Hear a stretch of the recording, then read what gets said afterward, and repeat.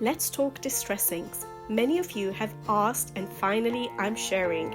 Today we're diving into the inky world of distressings. I'll be sharing my favorite tips, tricks and techniques to help get the most out of them in our coloring books, specifically for backgrounds. From blending basics to creative effects, I'll try and cover it all. And to wrap it up, I'll show you how to bring it all together in a stunning space sky background.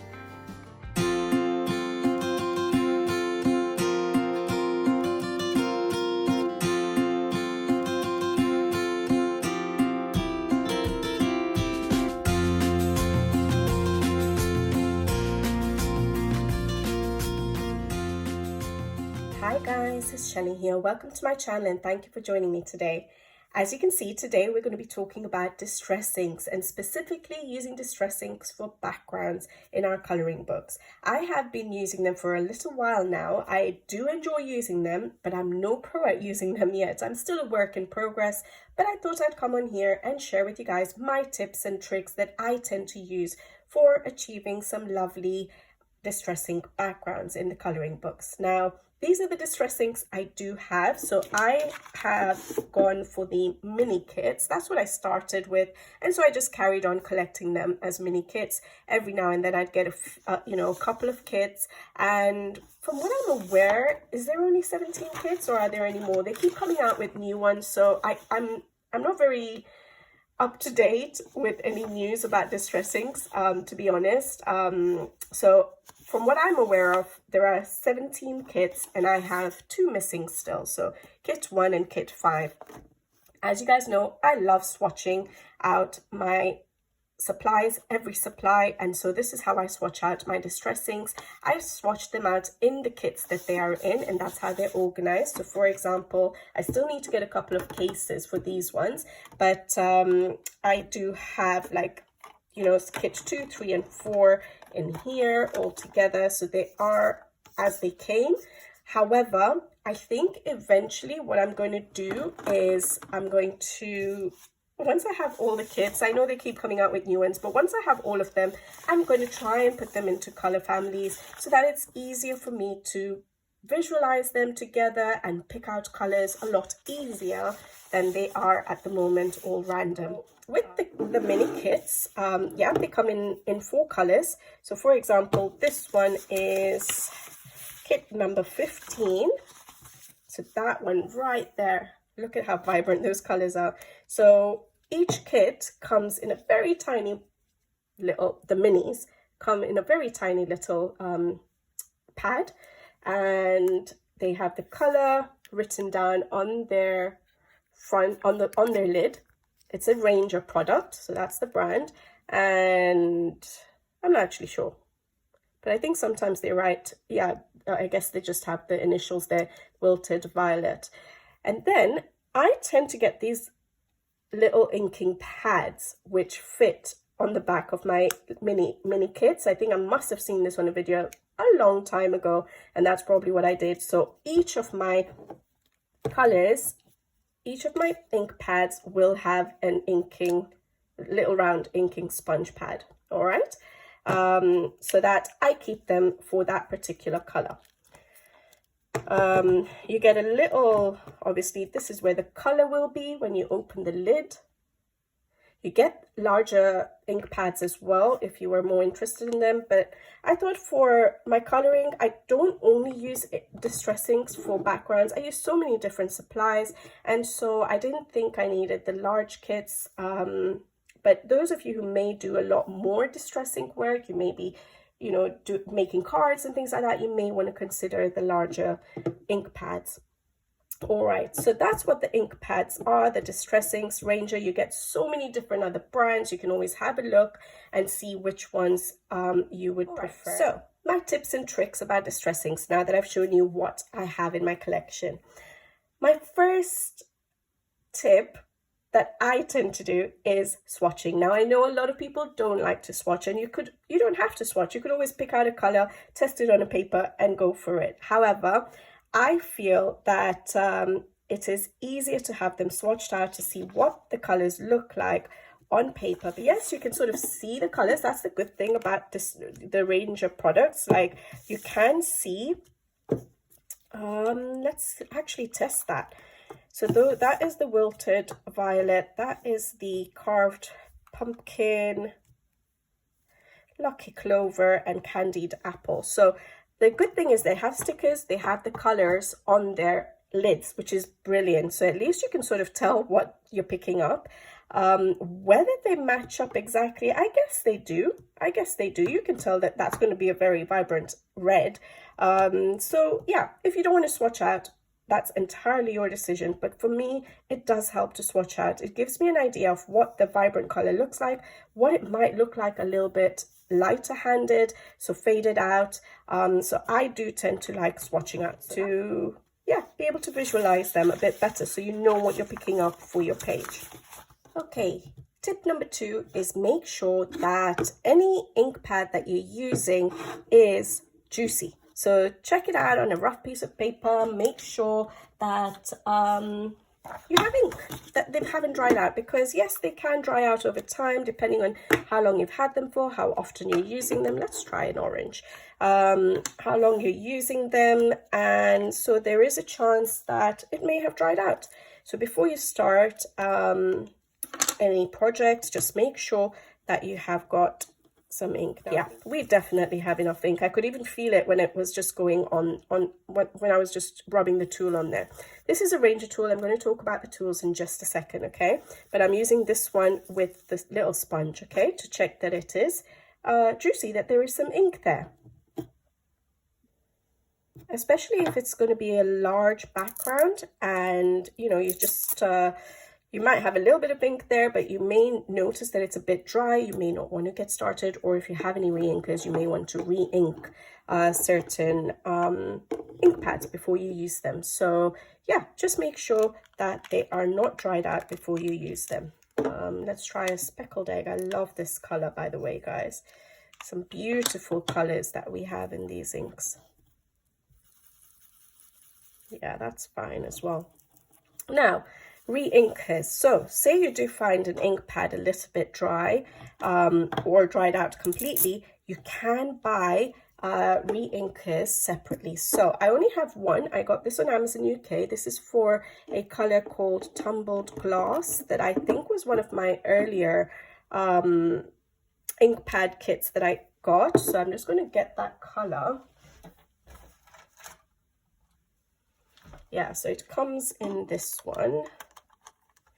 So you can get a re-inker, which is a bottle like this. How much is this? 14 ml, but I'm sure it goes a long way, hopefully. And it's just a screw top. And you get a little pipette, as you can see. I'm probably going to make a mess here. But you get a little pipette there, okay? Now, I haven't got re-inkers for all my inks yet. I don't ink that often that I needed to purchase all of them yet, but eventually I would get re-inkers and keep them, because you never know that if you're not using your distress inks for such a long time, you may come across one day and it's you know, not working. So I would recommend just checking, getting some, at least of the ones of the colors that you use the most, okay? So for re-inking, how do you know if an ink pad is dry and needs to be re-inked? Well, first of all, you try it, you check whether you're getting much color. So I'm just going to check this. I think I remember re-inking this some time ago, so we might be okay. Yeah, it is a little bit oh, this is ruined as well. I need to get another sponge for this one, because I've had this one for so long and I used to use this color quite a lot. Yeah, so this one is a bit dry. I'm not getting much color, even though it's probably meant to be a light color, all right? But re-inking, how do you know whether you need to re-ink? So if you find it dry, that's the first thing. Second thing is, if you take a re-inker and you just put a drop onto your ink pad, if it's dry, it should disappear. So basically, it should soak in a lot, all right? So let's see if that actually happens, because it doesn't look like it's soaking in at the moment. But basically, once you put a drop there, it is supposed to disappear. So maybe it's just my sponge that's not really letting me work with it. So I might use a different tool in a minute, but you can see that the drop is sort of sitting there. But if it was dry, it would just soak right in, okay? And you'll know, okay, it's soaked right in. That means it's dry. We need to re-ink. How do I re-ink? So I only have this one as an example, so that's why I'm just going to use it. I literally just, I'm not even pressing. I just sort of run my pipette across. Just get the ink that has sort of come on the pipette without pressing down, without, using any of the ink, just whatever it was dipped in. And I just put it across. Now, like I said, with a dry pad, it should just soak right in. A bit of that has soaked in. Can you see the edges? Yeah. So it does look like it is a bit dry. So I'm just going to put a dot there and just sort of do lines. You can do lines, you can do zigzags, whatever you want to do, but just basically cover the whole pad with some ink. And then you're just going to let it sit and soak in nicely.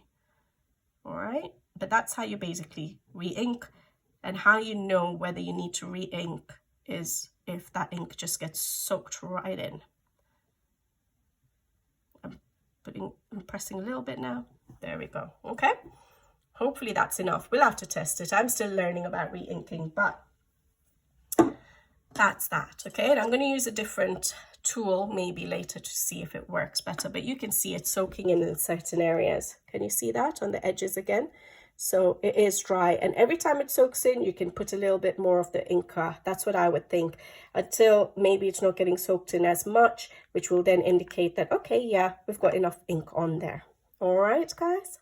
So make sure your ink pads are juicy before you start your project. If you need to re-ink, then that's how you can re-ink. On the same note of making sure that your distress inks are juicy is how to store them. So I know these ones aren't in cases, so what I've heard is that you should store them upside down so that the ink doesn't just sink to the bottom, just like your alcohol markers or glitter gel pens. People say that you shouldn't store them the right way up, so like a Posca pen, you should either store it sideways or downwards. I don't usually do it downwards. I don't want everything to leak out, but I usually do store them horizontally rather than upright. So similar thing with the distress inks, I would say store them upside down. So if you're just keeping them like this, just store them like that. Or if you have them in a case, I store my cases upside down. That's the back of the case, by the way.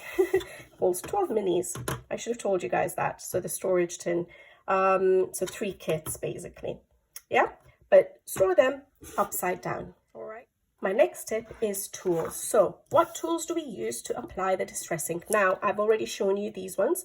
So these are a little like as if it would be a stamp, but they're from Ranger. They came in a pack of 2 and they fit the mini ink sponge pads. All right, so this is what I tend to use the most. All right, you can get this, you don't have to get the sponge pads from Ranger. You can get any brand. You can get them in really big packs. You can get them from scrapbooking websites or card making. There's so many out there now. This one I have has a flat edge, all right, but you can also get a similar one with a domed sort of edge. I haven't tried those yet, but I am going to hopefully try that at some point. So yeah, I tend to use this the most. I find it the easiest to use and to get down enough color with. And I like being able to store it just with the ink pads, all right, the sponges.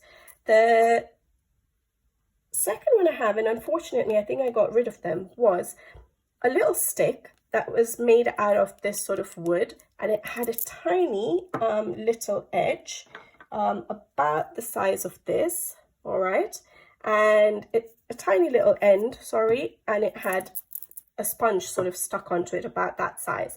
And I got those to get into little areas, but they weren't very good in that the sponge just kept peeling off, and that little wooden stick was useless. So I got rid of them and I tried out these brushes, so for different sizes. So I have a set which came together from Amazon UK. If I remember, it's been such a long time, but if I remember, I'll try and put it in the description box below, the links to some of these items. But yeah, they came in sets like this, yeah, with lots of different, one set with lots of different sizes.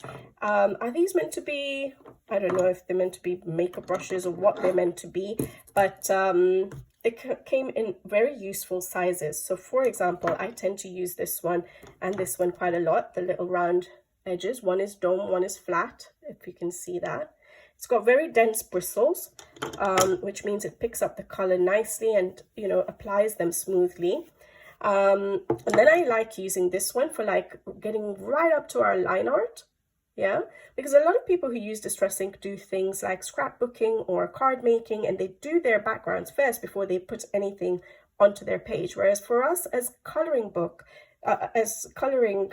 artists, we tend to have our line art already there and we have to work around our line art. So having other tools that we can sort of get around the line art without getting the color onto what we're going to color a totally different color is useful. So yeah, these little brushes, which I'm going to try out again. I haven't tried them for a while, so I'll show you how they work separately. And then the last thing I have is this one here. Now this one I have shown on the channel before for oil pastels, and I really like using them for oil pastels.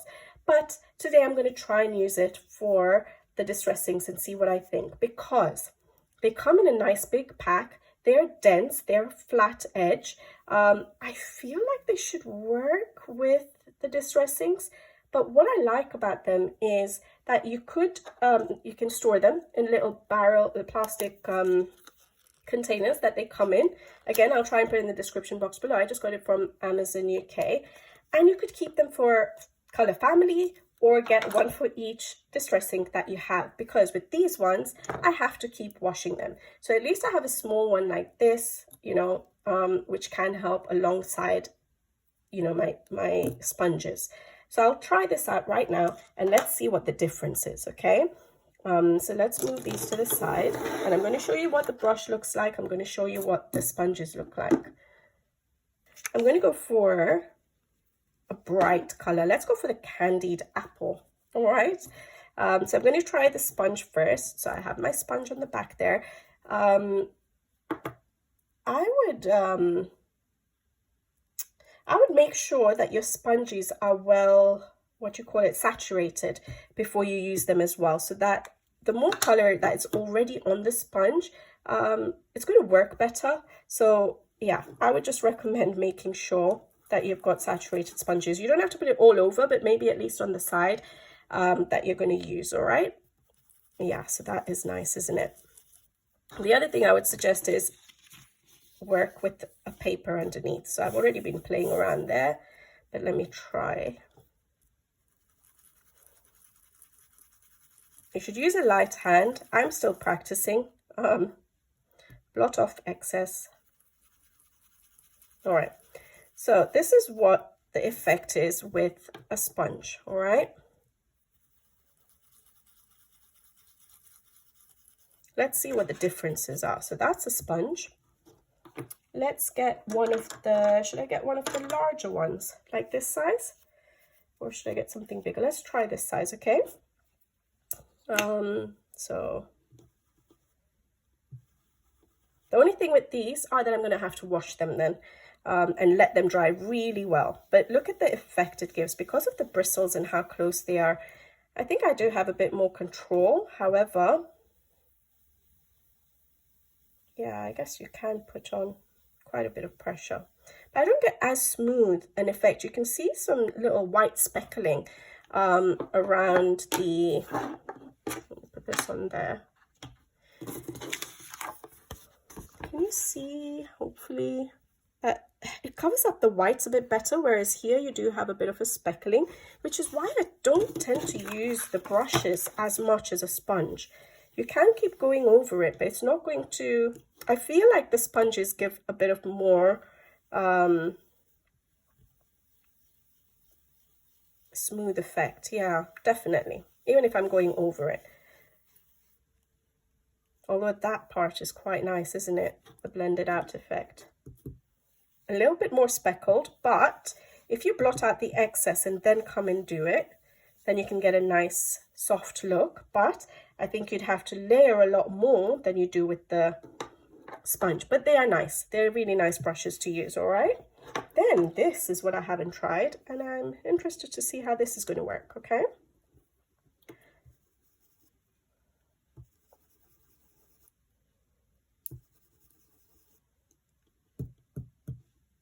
Don't know how much control I'm going to have over this. Let's see. This might not work at all.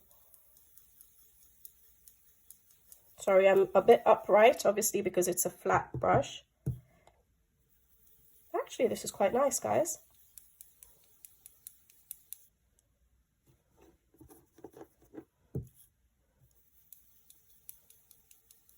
I think I actually like these. And that's a good thing, because I could get quite a few and keep it for the color family. So just like with my oil pastels, I don't need to keep washing them out. They come in a nice big pack and they're all the same size. So I can just keep them for color families. So I don't have to keep, worrying about having to wash them and dry them. And okay, they work good. So that is a good option as well. So my next step is tools. Find a tool that works for you. Do you like the sponge effect? Like, do you feel you can work better?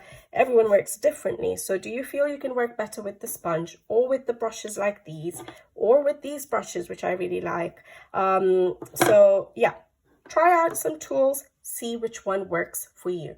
The next thing is, whether you're working in a coloring book or just doing a project like card making or scrapbooking, I would always recommend using a scrap piece of paper behind your project or paper that you're working on. So if we take this Rita Behrman's book, we have the test pages at the back. Which one did I pick out? Europa.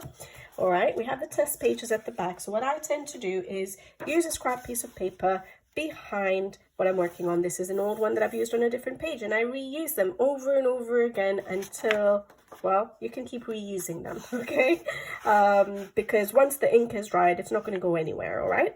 So I just make sure that it overlaps, especially when I'm doing a background, it overlaps your page so that you can make sure, first of all, yes, you're protecting whatever else you have behind in a coloring book, but also you're going to use it for your work. So if I take, let's take a different color now. Let's take a dark blue. Okay, hopefully it's nice and juicy. Prize ribbon. Okay, I'm going to take this tool for now, since I have my sponges all set up. All right, and I don't have to worry about wiping anything. So yeah, scrap paper to work with. So what I mean by that is, when you are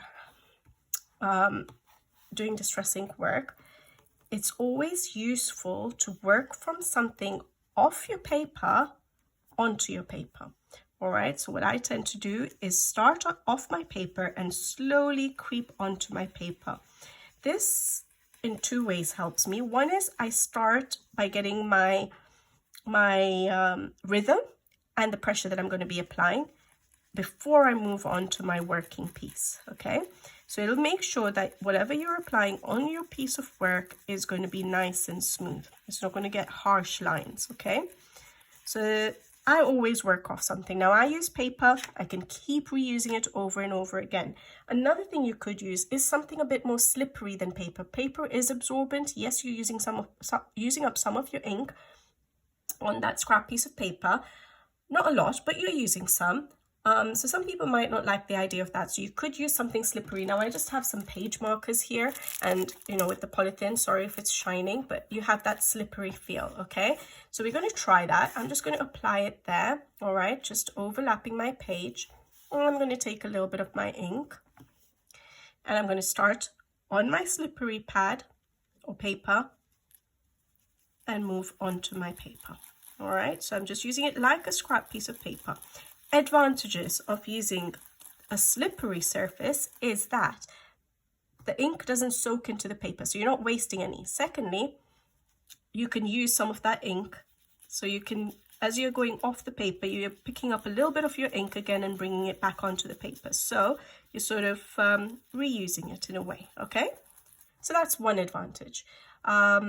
Second advantage is it doesn't get soaked up, you're not wasting it. However, a disadvantage of using something plastic is that yes, it's not going to absorb, which means that if you were to use, if it was a small piece of paper, for example, and you're going to move that around your work, you're going to take whatever ink is sitting on there, which you can probably barely see, but there's a bit of blueness there. That blue area, you're going to take it and you're going to move it to a different area. And if it overlaps, and if this is a double-sided book like this book, which has got 2 sides to each page, you're going to smudge that ink onto the other side of your illustration. So if you're working on this page, you could smudge it. So yeah, it's just a little bit of you know, you don't want to mess around with your pages underneath unless it's a single-sided book, which is absolutely fine. And then you just take a piece, you know, a paper towel, and you can just wipe it all off. And I'll show you that it still sits there because you can see a bit of blueness on that paper towel. So yeah, you have to see what works for you guys. But whatever you're using, whether it's a slippery surface, whether it's a piece of paper, I would always put a scrap piece of paper to work off of onto your illustration so you get a nicer, smoother transition onto the page, okay?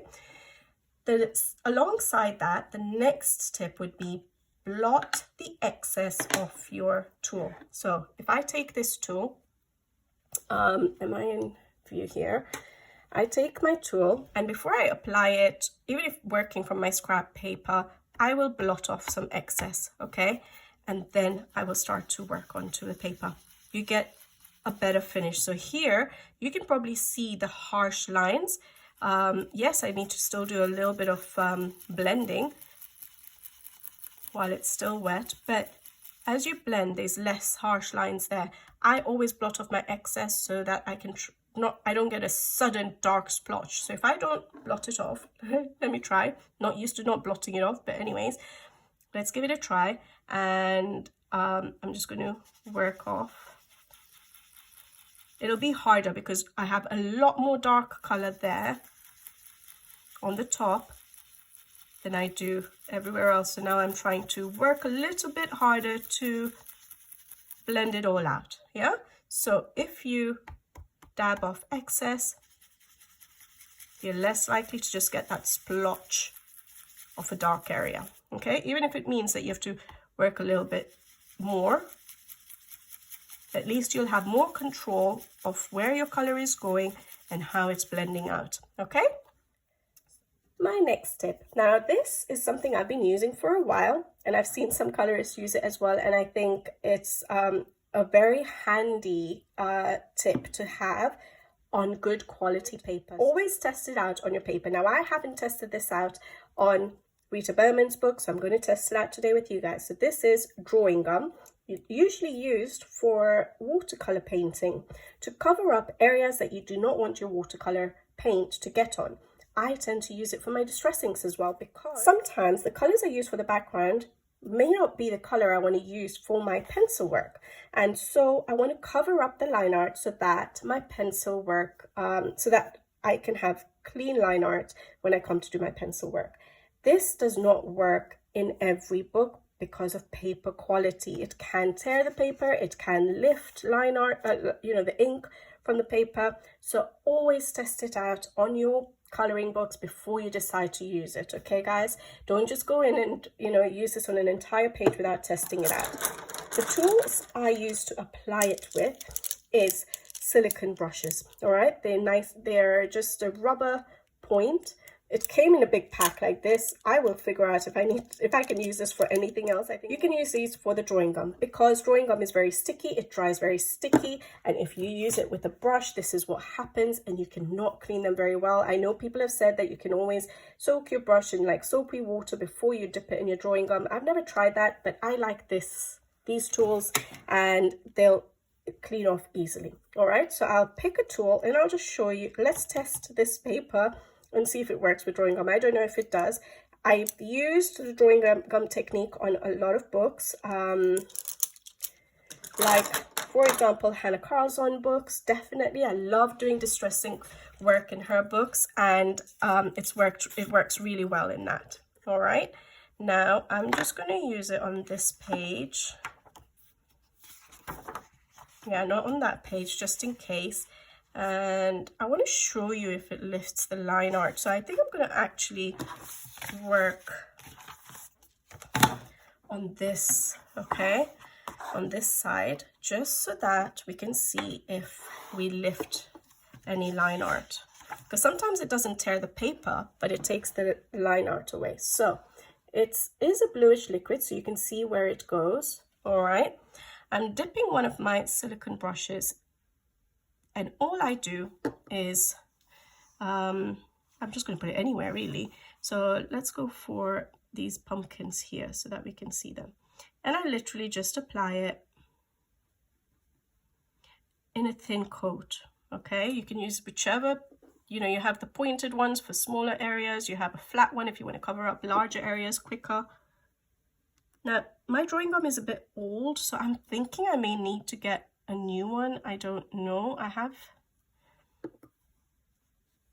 I do think I've had this for a while, so I don't know if its consistency or the way it works changes. So if any of you guys know, do let me know, because yes, I have had it for quite a while. So I just apply it. You have to then wait for it to dry before you do your distress ink work, guys. All right. And you don't need a thick layer, so I try and see if I can flatten it out. Yeah, with a thin layer. There we go. Let's just try that. That should be good enough. I feel like the consistency has changed, to be honest. So yeah, if you guys know about drawing gum much, and you know whether you need to replace it after a certain amount of time, do let me know. All right, let's leave it at that and let's see what happens. I've not used it in a Rita Berman book. I feel like even though her paper is beautiful to color on, I don't feel like it's going to work on this paper. But I'm just going to show you the technique. So if you have really good quality paper, you might want to try it out, okay? I'm going to let my brush dry. I'm going to let the paper dry. And while that's drying, I'm just going to show you a page that I did in Hannah Carlson's. Oops, I should probably not put it on there since that's drying.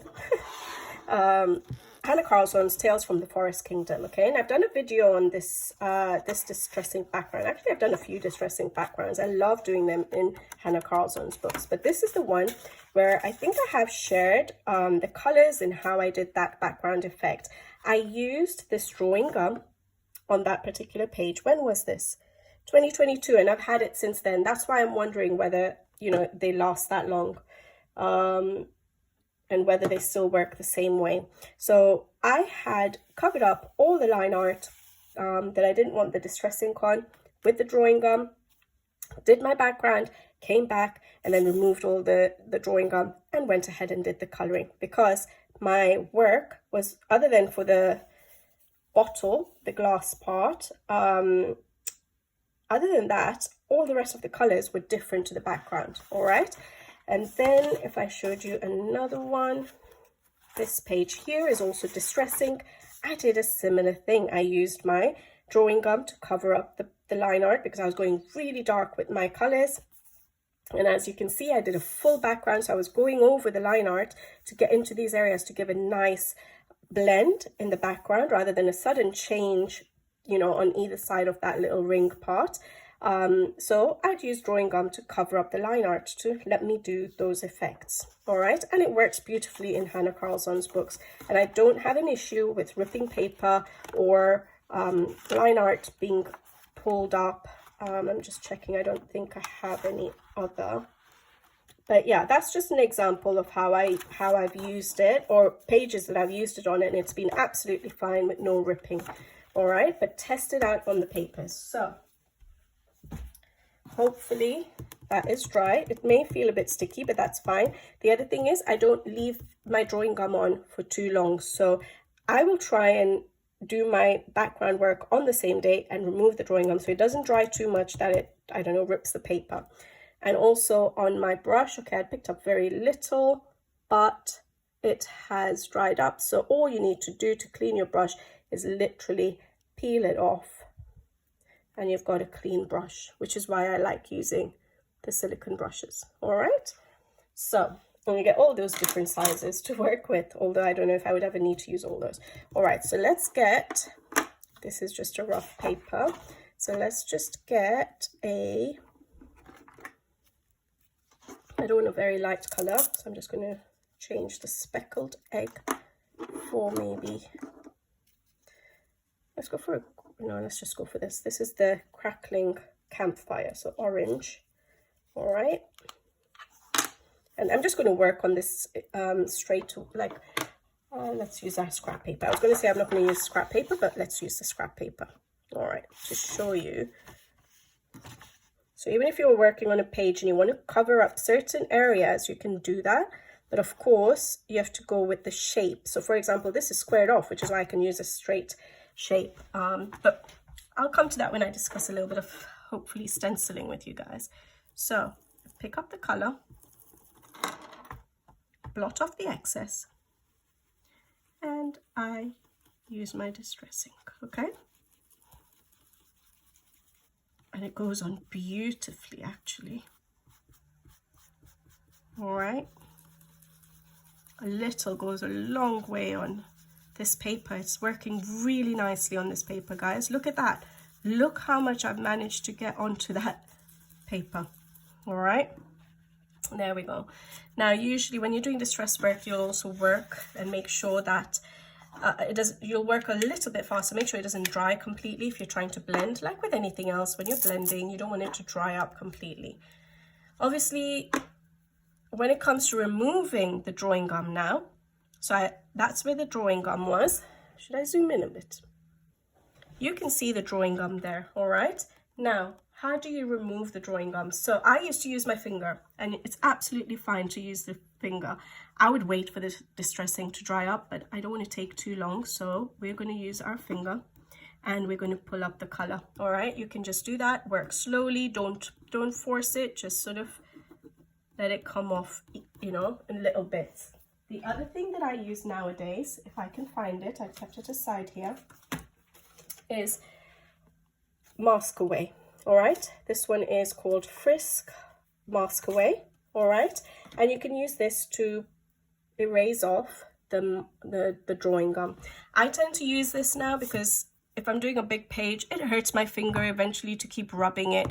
My finger just locks into place. So you use this, and it's just like an eraser, but very gently, just sort of rub over, and let's see how it works.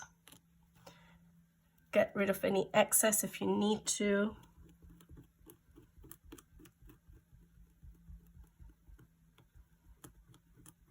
And I work slowly, so I don't usually do this on camera because it's boring to show, but at least I've shown it this time.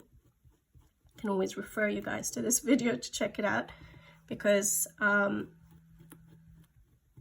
yeah, you want to work slowly, you don't want it to rip, and it works well on this page. I'll bring it up close so you guys can see that none of the line art or any ripping has happened. I didn't apply it very good though, as you can see. So if you apply it well, you shouldn't get any of the distressing color into the areas where you have applied. Yeah, so make sure you put a good cover up well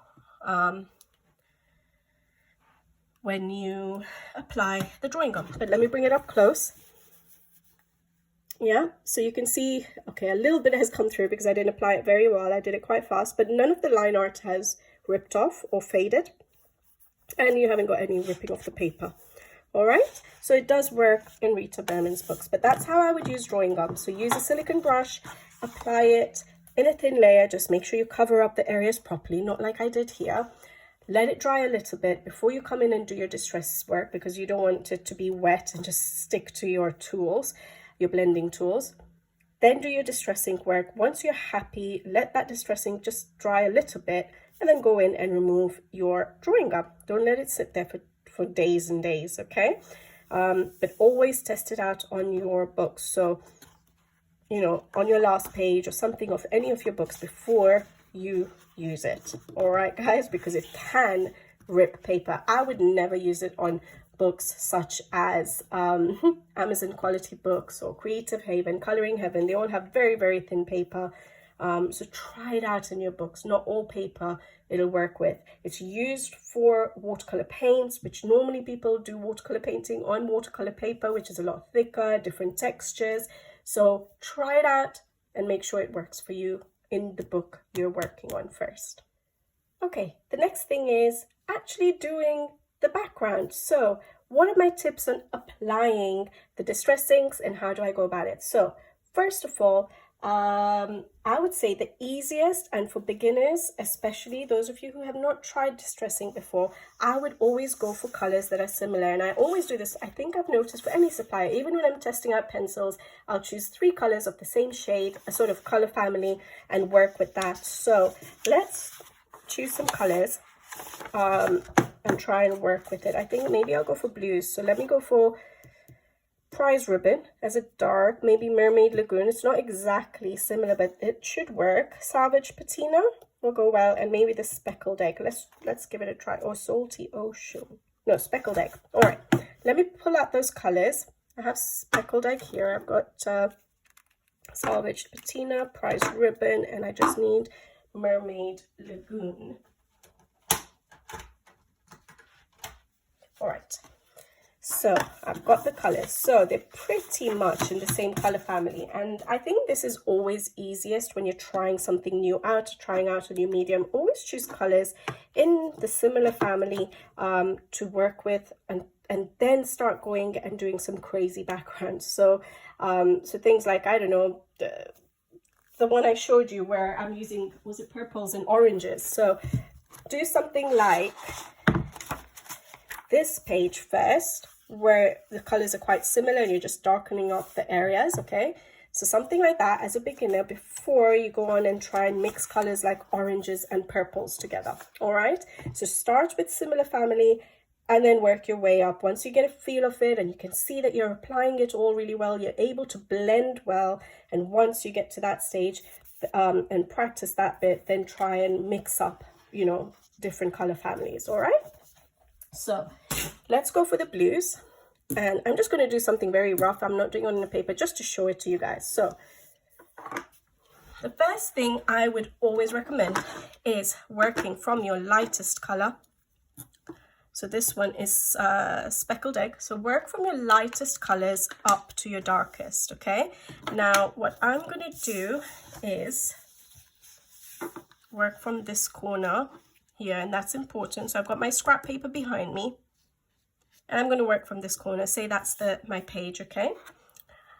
So 2 things. One is I'm working with my lightest color first, and I'm going to work up to my darkest color. My next tip is start in the areas you want the darkest to the areas that you want the lightest. So again, this is an easy method first, because you could do it random.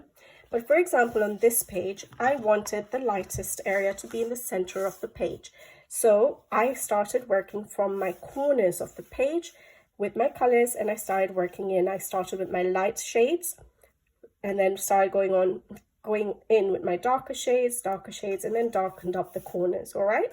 So work from the areas that are going to be the darkest to the lightest, and work with your lightest colors first and build up to your darkest colors, all right? So we're using this corner here, and I'm going in with my lightest shade, which was the Speckled Egg. So with that in mind, let's say that the center of the page, well, I'm not going to go all the way to the center, but I'm working with the fact that the corner is going to be my darkest area. So I start working from my darkest area into my lightest area. Another tip as you're working for applying your distress ink is layering, all right? So you can always keep adding color, and that's the reason I start with my lightest, first of all, guys, because you can always add color, you can't remove, and that goes for any supply you're using. So similarly with distress inks, you can add color, you can't remove it as well, or at all. When it comes to distress ink, because you can't erase it off. Yeah, so work in layers, work with the light hand, start light and build up to So your darker shades build up the layers to be more intense or darker. And go from your darkest areas into your lightest so that your lightest areas stay light. Yeah? So that was my speckled egg. I don't want to spend too much time. I'd rather try and do a background for you guys, but in a book. But let's see. So this one is Salvaged Patina. And I'm going over the darkest area to the light, but going over the color I've already applied.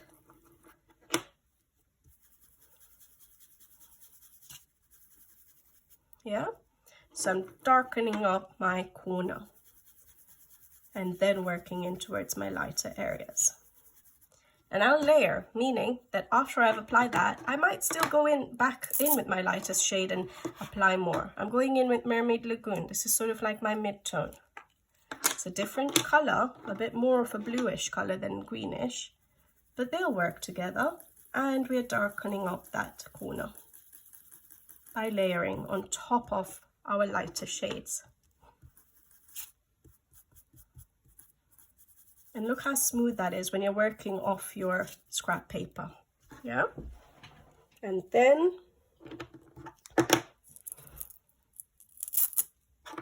my darkest shade for now with this example.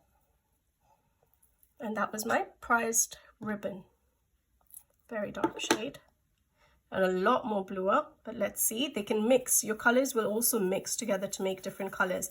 And that's why I'm saying work with the similar color family before you move on to other colors, because you need to make sure that when they are applied together, like that page I just showed you, the purples and the oranges, you have to make sure they're not going to sort of mix together and create, I don't know, brown.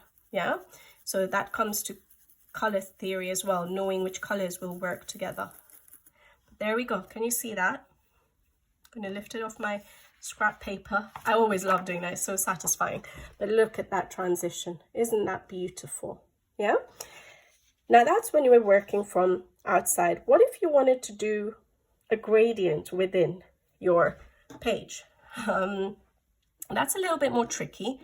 And I tend to do either random, or I tend to do from my outside of the paper in or inside out. But say you're just doing random, this is a bit harder and I don't know if it's going to work. I don't tend to do this, but let me just try. All right, we're going to try and go. I know I'm not using I should use a blotter scrap paper, so let's try again. I'm going to go from my yeah, I'm going to try and do a gradient and mix those colors together, and it'll show you about the layering. Okay, so now as I layer and I want to go from light here to darker up, most of my color for this shade that I've just picked out will be sort of in the center of this band, all right, here, and then I'm going to go upwards towards the color I'm going to put next as becoming lighter. Okay, then I'm going to take my next one, which was the Salvaged Patina,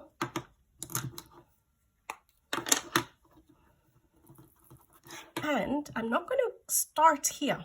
I'm going to go, like I said, work from my darkest area to the lightest. So the darkest for this shade, I hope this works, I don't know, let's see.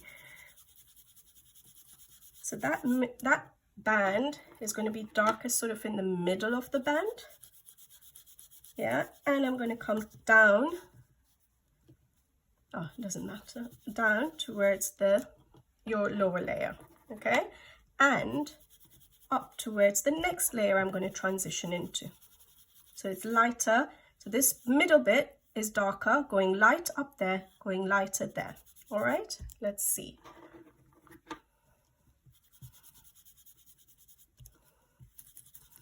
Yeah, just like when you're doing pencil work. When you want to transition into a different color, you'll be using your pencil and your hand will get more light-handed towards the area where it's going to transition into a different color. Hopefully that makes sense. Mermaid Lagoon. Okay, I'm going to apply it here.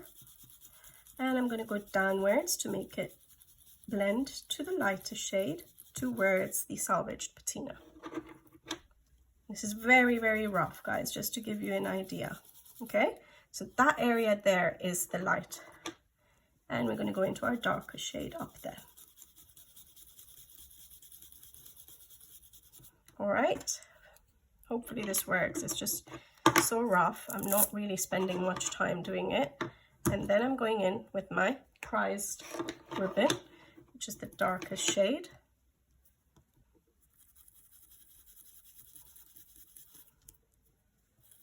And come down lighter towards our Mermaid Lagoon. And obviously, depends on what you're doing really, where you're going to stop your, okay, all right. Then what do I do? What would I do? Then I start layering. So I go in with my Salvaged patina. This would take a lot longer than what I just did in the corner up there, all right? So I'm taking my Salvaged patina and I'm working into, no, this is the speckled egg. Tell me this is the oh, this is the Salvaged patina. All right.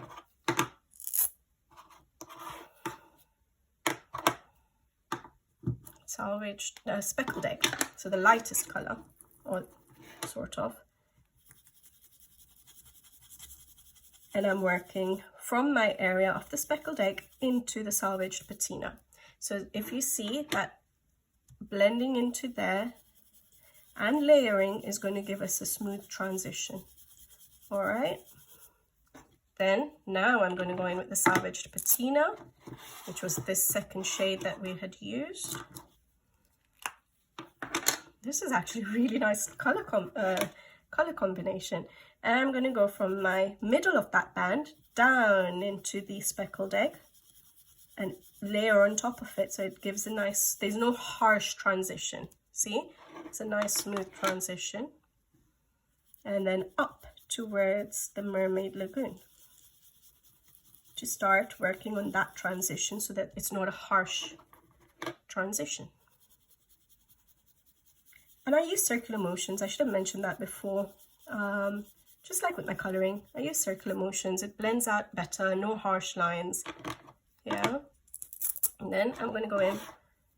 I'm not going to do too much layering because, but you just keep working at it until you're happy. But this one was the Mermaid Lagoon. I'm going to work from the middle of the band down towards our second color. And look at that. When you layer it, we've got rid of that harsh transition, haven't we? And that's what I do. I layer, just like with pencils. I do layering, I do working from lights to darks. Just use your similar methods that you use with other supplies. But this can give you a nice transition. So say you were doing a sunset sky or something like that, obviously not these colors, but you would choose your colors and then maybe use this technique if that's what you wanted, just a transition, you know. And I would still work at it. I don't think the transition there is perfect, so you could still work at it. I'm not going to on this video, but I'm going in my darkest shade. You can still work at it, it'll just take a little bit longer, yeah? Well, it would take a lot less time than it will if you did a pencil background, for sure.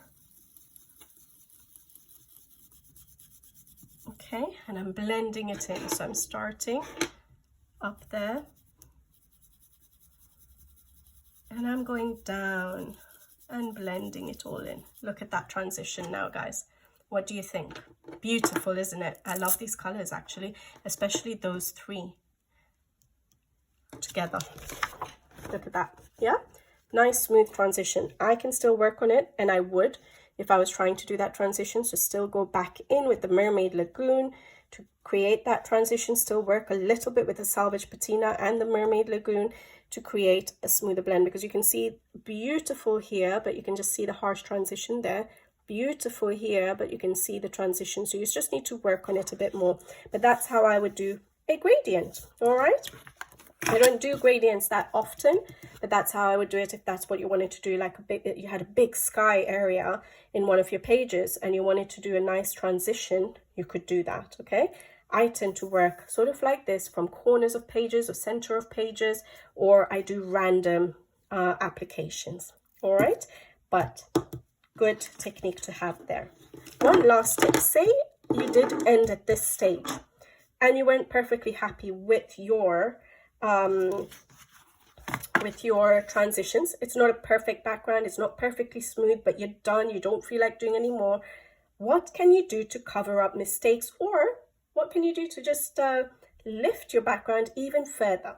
So two things for me usually are the water splash effect, which can cover up certain areas that are not perfectly blended out, some areas which are darker, some transitions which are not perfect. So water splash effect and sprinkling of something effect, so sprinkling of a white acrylic paint or Winsor & Newton white ink, or sprinkling of metallic, I'm just going back to these because I've done them in these, but metallic paints. So on this page, I did not do the water splash effect, but I did, as you can see, sprinkle with Winsor & Newton white ink, and I sprinkled with gold. Now, I was happy with my transitions, actually. I just did it to give something extra to the background. But say you didn't have a very smooth transition, doing this sort of effect covers up those little mistakes of yours.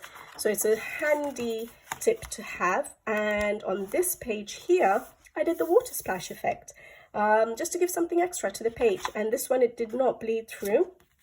So again, you have to try that out on your papers. Some papers it will work on, some papers it will not work well on, some papers the distress ink will bleed through. So test it out on your paper before you try it. On this paper, it works beautifully. That's why I love using distress inks in Hannah Carlson's books and sometimes in Maria Trolle's. But for the water splash effect, you can get a spray bottle, which I don't own, but there is one by Ranger, a distress ink spray or water spray or something, which is a nice spray bottle, which gives you different splatters of water. What I do is, because I don't own that, is I just take a brush, okay, a big fat brush, and I dip it in water. I have, it's not clean water, I was using this for something, but there we go. I'm just going to dip it in some water, and all I do is just, I do it like my sprinkling effects, okay? I'll pick up more water so I get bigger splashes, and I just splash it, okay? Hopefully it works on, oh, I think it's already working, okay? So you do that, and then you take a paper towel and you dab and you lift the color. Now with Distress Oxides, I think this works beautifully. Apparently it works a lot nicer than with Distress Inks. However, it can definitely bleed through paper, which is why I don't use Distress Oxides. But this is not the best. This is just copy paper, but you can see what effect you've got with the water splash, yeah? So you can use just a paintbrush. You don't have to get a spray bottle. It's probably easier, especially if you're going to use Distress Inks a lot, all right? And then I'm not going to show it to you guys on screen, but you can use Winsor & Newton white ink, which is this, all right? And it's just an ink, so it's quite watered down compared to acrylic paint, or you could use acrylic paint and just water it down a little bit. You can do a splash effect with anything. You can, a sprinkling effect, sorry. You can use white ink, you can use, like I showed you, metallic paints. Depending on your page, you can use metallic paints, or any other acrylic paint or any colored paint, really. You don't have to have it as a metallic, but you could use those and then literally just dip your paintbrush in it, like I dipped this in water, and just dab it, and it'll give you your splash effect. I'm not going to do it here because it's going to go all over my desk and my wall and things like that. So, but I showed that technique recently. In what video did I show it to you guys? Ah, yes, in my background, behind the scenes video, where I shared how I use my Winsor & Newton white ink when I'm doing my embellishment stage of finishing my pages. So I've shown it on that video. I'll try and remember to put it in the description box below so you can have a look and try that out. And one final thing to share with you guys is using stencils to use with your distress ink, and that will give you some beautiful effects for your backgrounds for pages. Now, I only have one stencil, and that is a cloud stencil, okay? But I know there are channels out there who have lots of stencils, like brick effects and stars and things like that, like lots of textures, wooden texture, things like that, okay? So you can get stencils for a lot of things, and you can use them to give different effects to your background. Now mine is just a cloud one, and I'm not actually sure what this is. So premium stencil, my favorite things, it just came as this cloud one. But that's what I got, and it was from Amazon UK. All right, and it has different shapes of clouds which you can use. All right, and I'll just demonstrate it really quickly. Where is a blue? I need a blue. Okay, should I just use something different? Let's go for pink. We have a kitsch flamingo. All right, let's use pink. So with a stencil, all you're going to do is you're going to use the stencil as your scrap paper. And I'll just show you some and we'll see how it goes, okay? So I tend to use this stencil even for drawing out clouds sometimes, but you're going to work from your stencil onto your paper.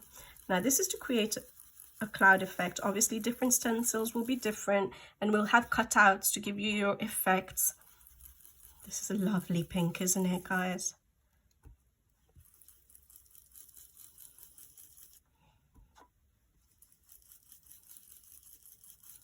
All right, so it's just going to give you a rough idea. Maybe I'll choose a page to show you as an example that can have clouds, but anyways, there we go. Okay, so you can sort of see a cloud effect. Now what I would do is I use a different side of it to sort of create some more layers of clouds.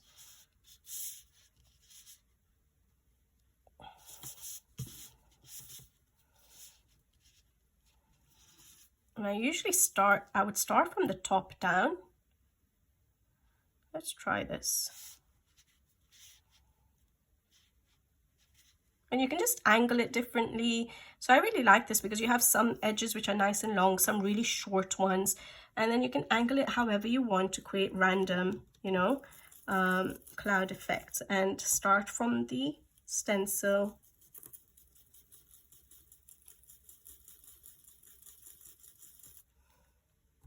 So I like using this even when I'm doing pencil work, just to stencil out some clouds sometimes.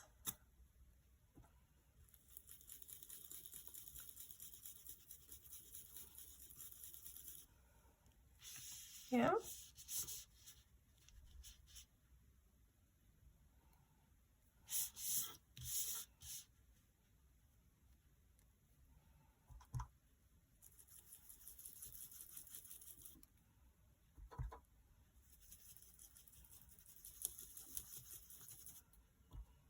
So hopefully, sorry, I went a bit silent. I forgot I was recording.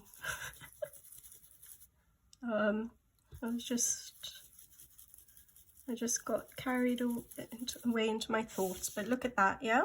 So you can just create different cloud effects now. Just see what you think works for your eyes, really. Here, maybe that will look nice. No, maybe if I go, let's try that, okay? It's just trial and error, really. Once you get a hang of seeing what you like. I don't do a lot of cloud backgrounds, especially with distressing. You can use a stencil even for soft pastels, yeah, or just using it to stencil out with a pen some shapes and then go in and use alcohol markers or pencils. See, there we go. So you can create different effects, all right, and work on your page. Obviously this is just a random little, you know, randomly on a page, but that looks lovely, doesn't it? And then obviously if you had a set out area, it would look even better. So that's how I would use a cloud stencil. You can use different colors, but go dark from this, where the stencil is, going lighter, all right? You can use different stencils which have cutouts, like I said, so wood grain effects and brick effects and things like that, which is lovely to use, and you can use different colors with it. All right, guys, so just another technique that you can use with your distressings, and because it is a slippery surface, I'm just going to wipe it all off. You can use a bit of water and it'll probably wipe off better. Just make sure it's wiped off so you don't transfer it onto any of your pages. All right, guys, I hope you guys have enjoyed this video, and if you do, I never really ask this, but if you do, please make sure you comment or leave a like or subscribe. That's the first time I've ever said it in my 3 years on YouTube, because yeah, I don't like saying it, but it really does help, guys. So since I remembered today, I decided to say it. So please, guys, make sure if you did like the video, just press that like button. All right, guys, I'll be back with you guys again soon. So until the next video, take care. Thank you for watching as always, and see you in the next one. Bye-bye.